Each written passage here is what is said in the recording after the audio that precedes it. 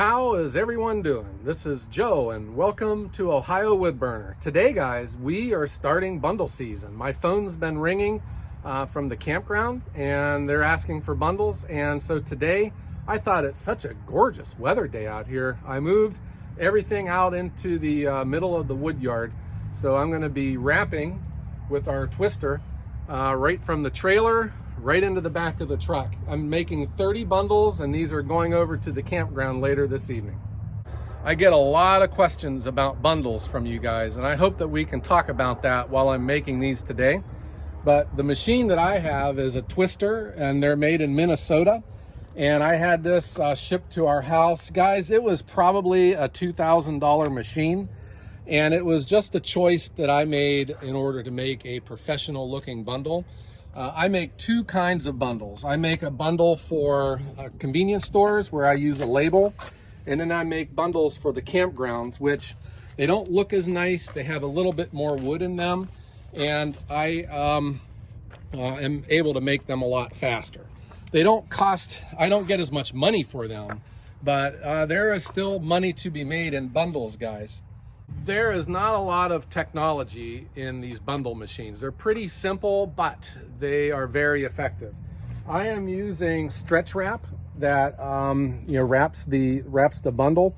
And guys, the way that this stuff works, it squeezes the firewood together. It makes a nice tight wrap, and that's good for the customer so they don't have the wood jiggling around when they're carrying it to wherever they're going. The twister can make two different size bundles.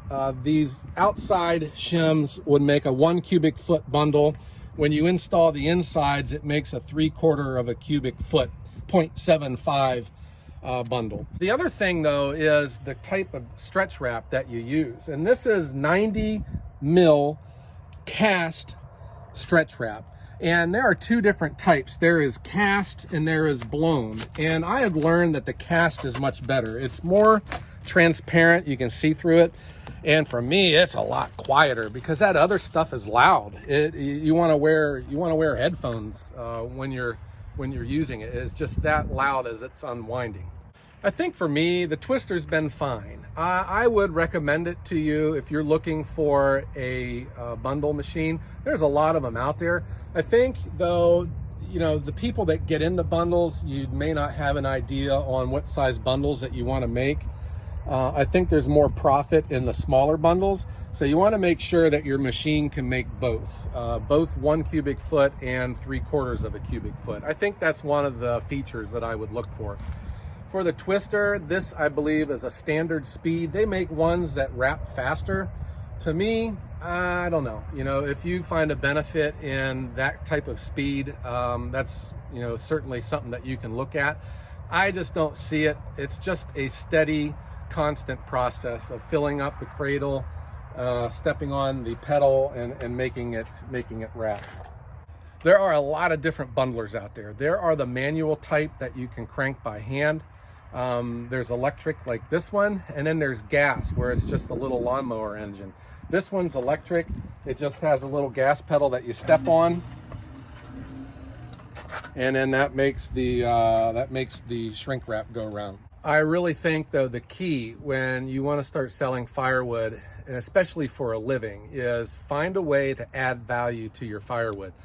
Selling bulk is fine, but bundles, that might be the way to go. I think it brings a new opportunity to a lot of people to get in the firewood that they normally wouldn't, because I think you could live in like a suburban residential area and be in the game in a neighborhood where the neighbors are real close, because you're not going to make any noise. You could buy your firewood and bring it back to your house and wrap your bundles in the garage and ship them off. If you're asking me about getting into firewood, I think this is something that you want to look at.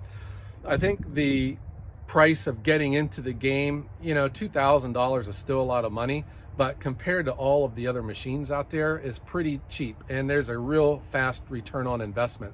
If you're able to sell bundles to a reliable account, I think you're going to be in pretty good shape.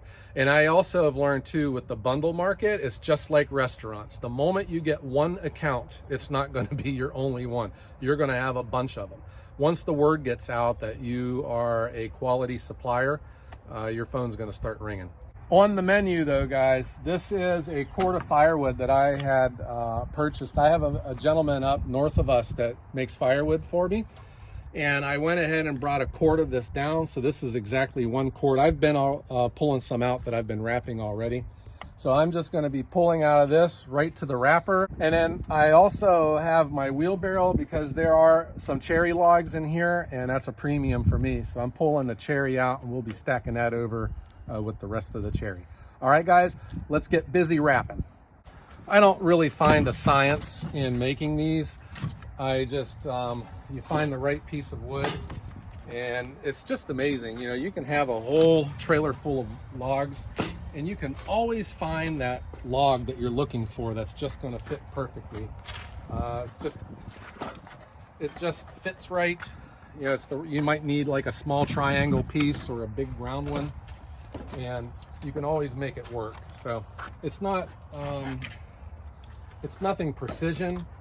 You still want to make sure that you get enough in there per bundle so no one's getting cheated, but you also don't have to spend a lot of time doing it. If you get a good rhythm, if you have good wood,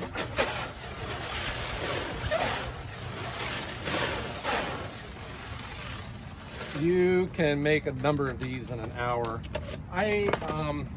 Making these, I know I can make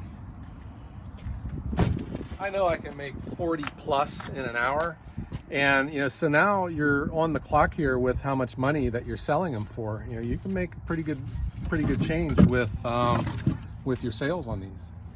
I get asked a lot of questions from people on getting into the firewood business, and you know, I just share my experiences, but I do have some opinions, and I really do think, you know, again, to each their own.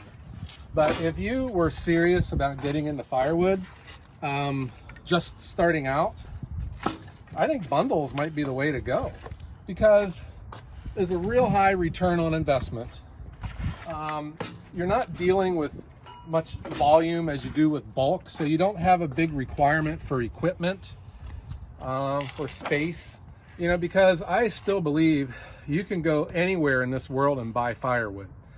And especially in the summertime, you know, when campgrounds are gone, you can buy firewood cheap, and you're immediately adding value to it by wrapping it, and you're in business. So I really do think if I lost everything today, or if the space aliens came and took everything that I had,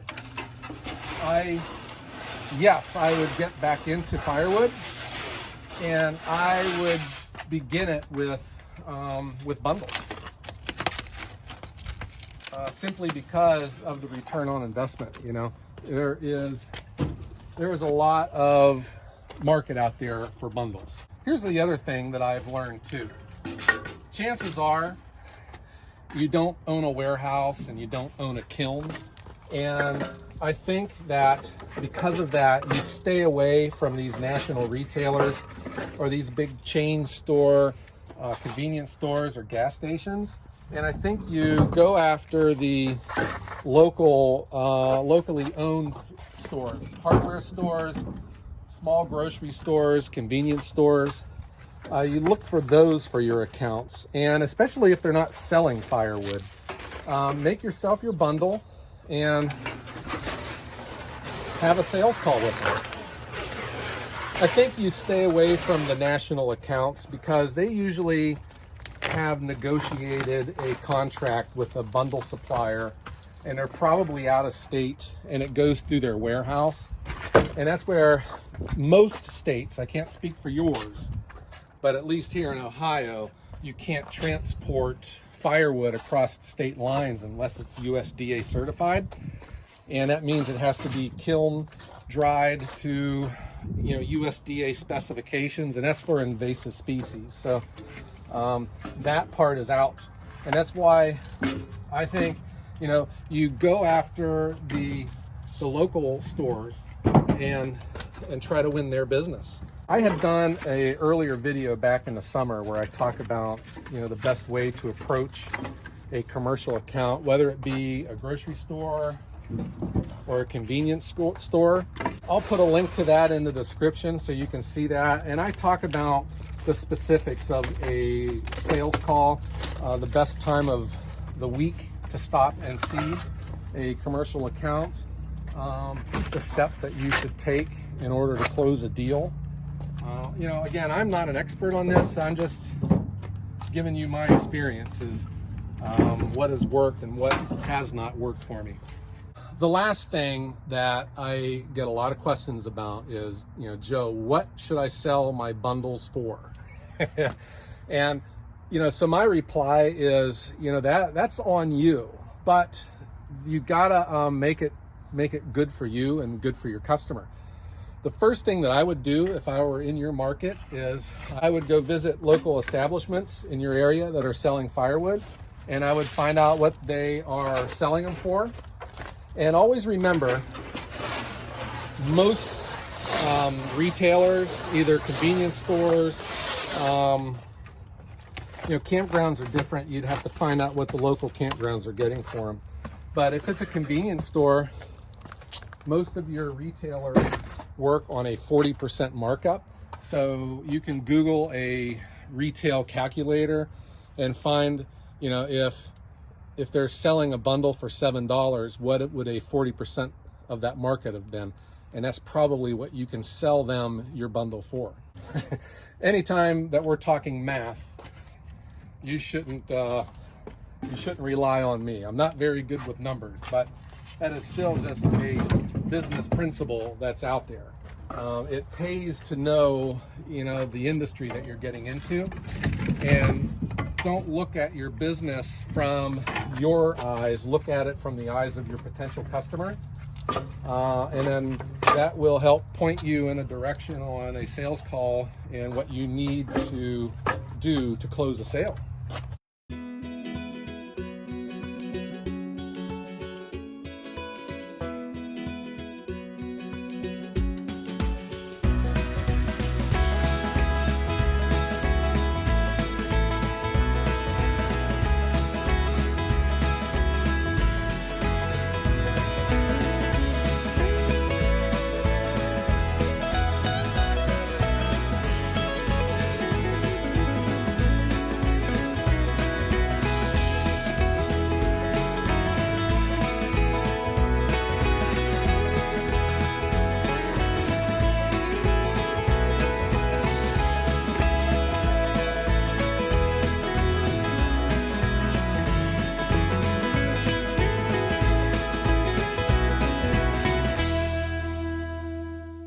And there you go, guys. I made 32 bundles. I made 2 extra because there is a convenience store on my way there.